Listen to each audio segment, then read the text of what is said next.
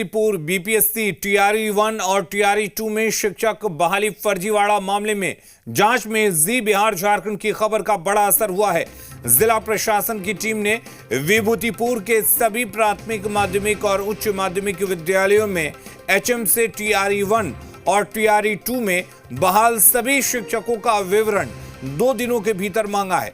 बता दें कि जी बिहार झारखंड ने फर्जीवाड़े का मामला उजागर किया था, जिसके बाद जिला प्रशासन ने मामले को गंभीरता से लेते हुए वरीय समाहर्ता आपदा राजेश कुमार के नेतृत्व में 4 सदस्यीय जांच टीम बनाई। सूत्रों की माने तो जांच टीम जैसे जैसे मामले की जांच आगे बढ़ा रही है, वैसे वैसे कई नए मामले भी सामने आ रहे हैं।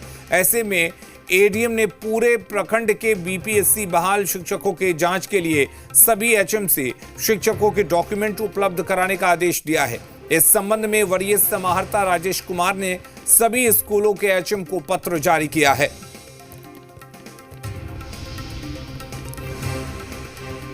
तो जी बिहार झारखंड की खबर का बड़ा असर हुआ है। जी बिहार झारखंड ने इस पूरे मामले में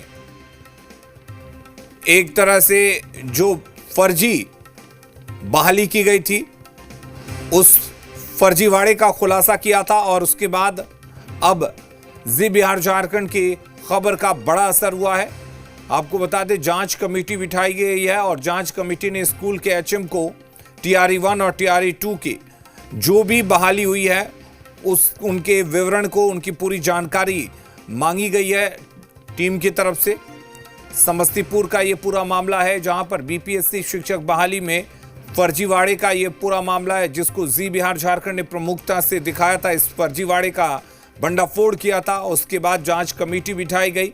टीआरई 1 टीआरई 2 में बहाल सभी शिक्षकों की जानकारी अब इस जांच कमेटी ने स्कूल के एचएम से मांगी है।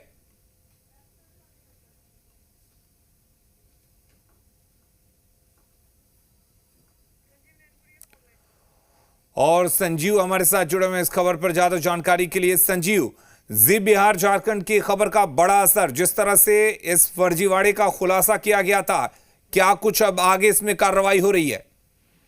जी अलीम, बता दूं कि सबसे पहले जी मीडिया के द्वारा इस मामले को उजागर किया गया था और इस मामले को जब प्रमुखता से चलाने के बाद जिला प्रशासन ने गंभीरता से लेते हुए जो वरीय समाहर्ता है राजेश कुमार आपदा, उनके नेतृत्व में 4 सदस्यीय कमेटी का गठन किया था।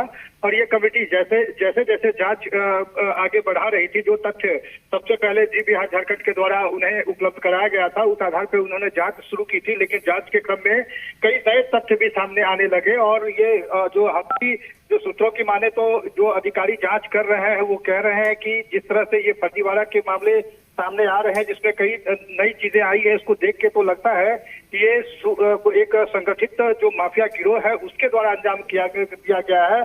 किसी ऐसे सिर्फ इस तरह से फर्जीवाड़े जो हुए हैं उसमें कई बड़े चीज निकल के आएगी। हालांकि अभी जो शिक्षा विभाग है उसके तरफ से जो भी जांच जो मामले की जांच कराई जा रही है, लेकिन जांच टीम जैसे जैसे जांच कर रही है, कई नए तथ्य सामने आ रहे हैं, उसको लेकर के अब जो जांच कमेटी ने एक नया आदेश जारी किया है। विभूतिपुर प्रखंड के सभी जो प्राथमिक हो, माध्यमिक हो और उच्च माध्यमिक विद्यालय के जो प्रधानाध्यापक हैं, उन सभी से 2 दिनों के अंदर जितने भी बीपीएससी शिक्षक बहाल हुए हैं उनकी बहाली से संबंधित सभी दस्तावेज को 2 दिन में उपलब्ध कराने का आदेश जारी किया है। और उन्होंने सख्त आदेश दिया है कि अगर 2 दिन के अंदर उनके द्वारा ये दस्तावेज उपलब्ध नहीं कराए जाते हैं तो ऐसे में उनकी भी संलिप्तता मानी जाएगी और उन पर भी कार्रवाई की जाएगी।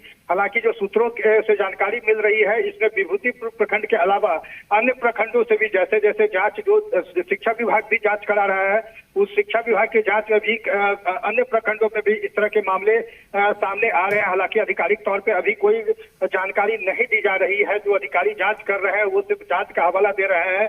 जहां शिक्षा विभाग के अधिकारी अब सीधा जो डीएम के नेतृत्व में जो टीम गठित की गई है उनके हवाले डाल रहे हैं कि वो टीम जांच कर रही है, उनके द्वारा ही जो रिपोर्ट दी जाएगी उसके आधार पर जो राज्य शिक्षा विभाग की टीम है या सरकार है आगे निर्णय लेगी कि ये किस तरह का फर्जीवाड़ा है, कितना बड़ा इसमें कितने बड़े स्तर पर धांधली हुई है, उस हिसाब से आगे की जांच की कार्रवाई की जाएगी। जी अलीम।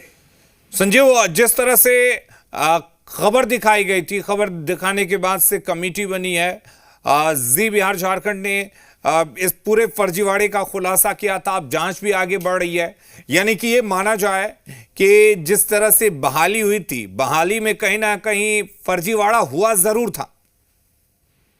जी अली, बिल्कुल। अगर सही ढंग से इस पूरे मामले को समझने की कोशिश करें तो ये जो कहते हैं कि आपदा में अवसर ढूंढ रहा, इन माफियाओं ने कुछ वैसा ही किया। क्योंकि जब तत्कालीन जो एसीएस थे के पाठक, उनके द्वारा जो है युद्ध स्तर पर इस बहाली की प्रक्रिया को कराई गई थी, जिसमें एक टाइम बाउंड दिया गया था कि इस समय अवधि में ही इन सारी प्रक्रियाओं को की जाएगी और इस प्रक्रिया में किसी तरह की कोई गड़बड़ी ना हो, इसको लेकर के कई तकनीकी जो चीजें थी उनको अपनाई गई थी। लेकिन जो माफिया जो है उन्होंने इसी अवसर का फायदा उठा। बिल्कुल संजीव, तो एक तरह से जो अवसर दिया गया था उसका फायदा माफियाओं ने उठाया और माफियाओं ने इस तरह से फर्जीवाड़ा किया है। बहुत शुक्रिया आपका तमाम जानकारी देने के लिए।